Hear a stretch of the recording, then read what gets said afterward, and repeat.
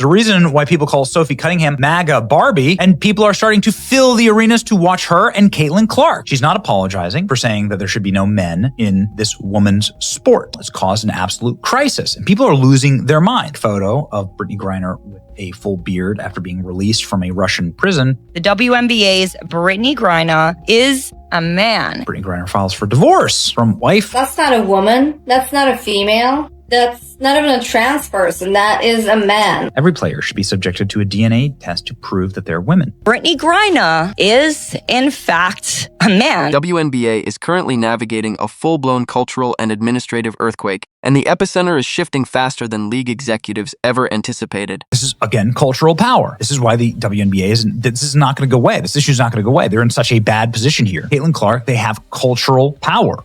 People love them. People are buying tickets that would never care about the WNBA. Caitlin Clark is an absolute all-star. She is the Michael Jordan of this. This is the girl that girls have been waiting for forever. Caitlin Clark is a rising star in women's basketball. She's pulling in crazy viewership numbers. These women spent $1,000 on tickets to attend the Indiana Fever versus Atlanta Dream game, specifically to see Sophie Cunningham. At a time when Caitlin Clark is shattering attendance records, pulling in historic television ratings, and single-handedly driving the league into a multi-million-dollar economic renaissance. A woman decided to stand up for women and female spaces. And that woman is now getting lambasted by other women because she doesn't support transgender people in female spaces. Sophie Cunningham, who many of you will probably know from this video, recently got herself in hot water because she had the audacity to say that women and girls should be protected. Top officials find themselves backed into an impossible corner.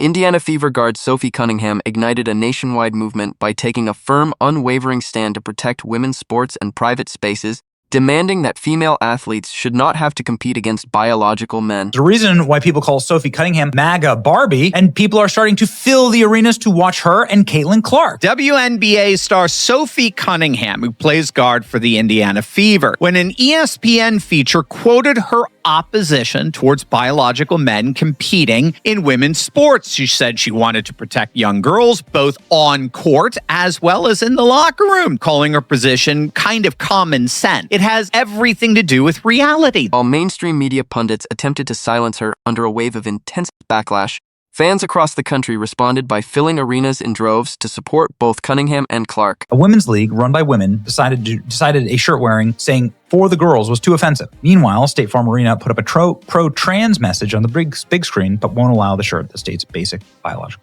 What is so offensive or scary about this message? The genetic message of gender, the genetic message of biological sex. Wow, the WNBA doesn't know what a woman is, but the shirts that reference the XX chromosomes are banned from games. But when prominent media commentators like Benny Johnson stepped into the fray to expose what they view as severe institutional hypocrisy, the controversy exploded into a national spectacle.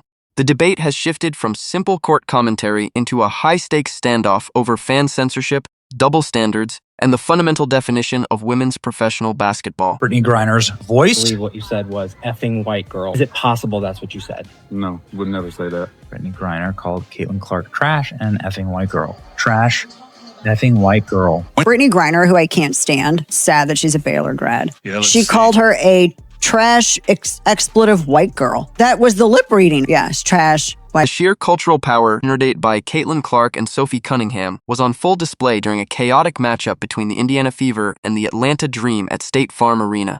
Thousands of fans paid top dollar specifically to see Clark showcase her generational playmaking talent and to stand alongside Cunningham in solidarity. However, the event quickly turned into an administrative disaster for league security. Yes, they gave us shirts. They gave us t-shirts during overtime and told us we had to leave. And this says for the girl or cover our shirts. This just happened. Where were you sitting? Floor 4-3, row C. Yeah. Third row of floor 3. And how much were your seats? $1,000 each around. Yeah. And we did nothing. Like, we were just sitting there. I didn't make signs. Multiple fans wearing t-shirts from the XXXY brand bearing the simple message for the girls in support of female athletic integrity were confronted by arena staff during overtime and instructed to cover their shirts or leave the premises. The heavy-handed enforcement sparked an immediate viral outcry across social media, drawing millions of views and forcing both the WNBA and the Atlanta Dream to issue formal public statements admitting that security should never have suppressed those fans. The WNBA, of course, doesn't want to make anything political. Here they are welcoming the Honorable Stacey Abrams. The Honorable Stacey Abrams. Well, what has she done that's honorable? What's dishonorable is that at that same game, a mother wore a XXXY Athletics for the girls with her daughter apparel. This is a brand that, of course, is defending women in women's sports. And she got kicked out of the game. And you can see there, a fan flipping them off, whether this is a board member, potentially. Look at this. Whether that's a board member of the WNBA, but she doesn't know what a woman is, right? Like, what are these? The contrast was stark. Political figures were celebrated from the rafters, while paying fans holding basic biological views were subjected to censorship. Yet the on-court victory was quickly overshadowed by the mounting pressure surrounding the league's broader eligibility crisis, as commentators like Benny Johnson highlighted the absurd double standards at play.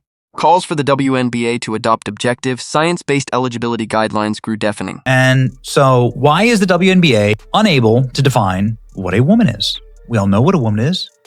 XX chromosome. Y chromosome, you're a man. And you can't change your chromosome. You can get plastic surgery. You can lop off body parts. You can put on lipstick. You can put on wigs, but you can't change that.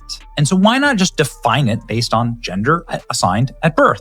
You're born with these sex organs. You're born with these chromosomes. So that's what makes you a woman. The WNBA has spent 6 days trying to figure out what the W in the WNBA stands for, and they still don't have any. Johnson pointed out that while the league refuses to establish clear biological definitions in its governing paperwork, commentators and podcasters like Joe Rogan are openly discussing long-standing rumors regarding potential male participation in women's professional leagues.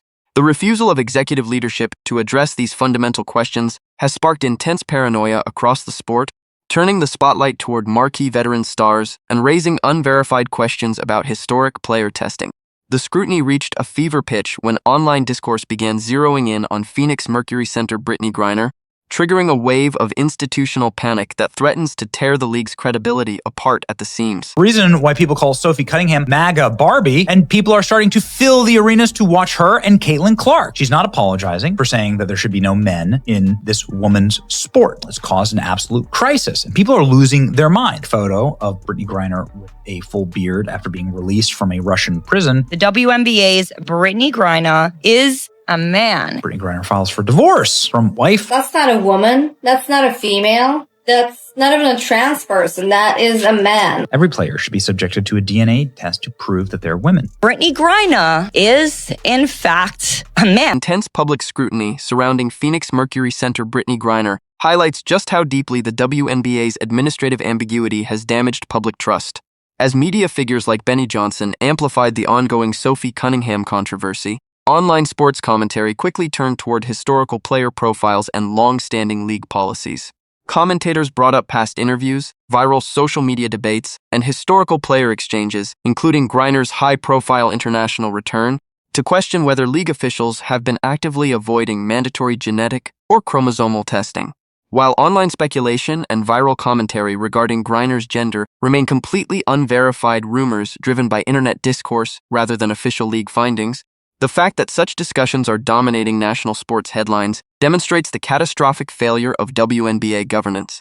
By refusing to implement clear, objective biological criteria, league leadership has created a vacuum of uncertainty that leaves even its most prominent legacy stars vulnerable to public speculation. Rookie of the Year. She's 4th in the league in MVP voting. Caitlin Clark is an absolute all-star. She is the Michael Jordan of this. This is the girl that girls have been waiting for forever. Caitlin Clark is a rising star in women's basketball. She's pulling in crazy viewership numbers. Caitlin Clark is the needle mover. She is the needle mover. She is the franchise player. And she was the MVP. She is the main draw. She wasn't the one who was full sprinting down the court. She's my role model. I really look up to her. Why do you like Caitlin? And she's so good at basketball. Because she's that awesome person and she's barely got a lot of aura. In the middle of this administrative storm, Caitlin Clark stands as the ultimate proof of what makes women's professional basketball truly great.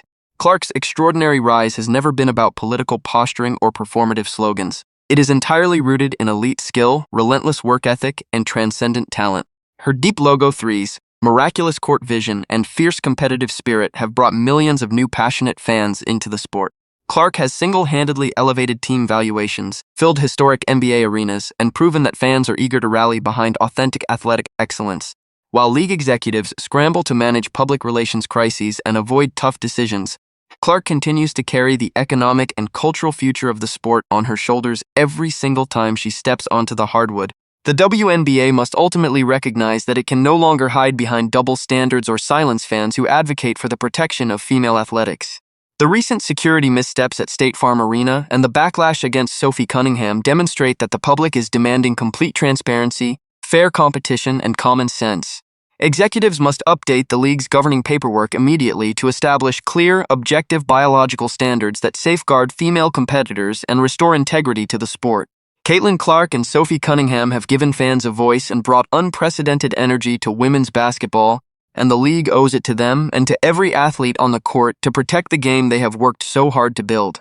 What are your thoughts on Benny Johnson's comments and the ongoing debate over WNBA eligibility rules? Should the league immediately require clear biological testing to protect female sports? Or do you think executive leadership can navigate this crisis? Share your thoughts in the comments down below. Hit that like button, subscribe to the channel, and turn on notifications for more continuous fact-based WNBA commentary.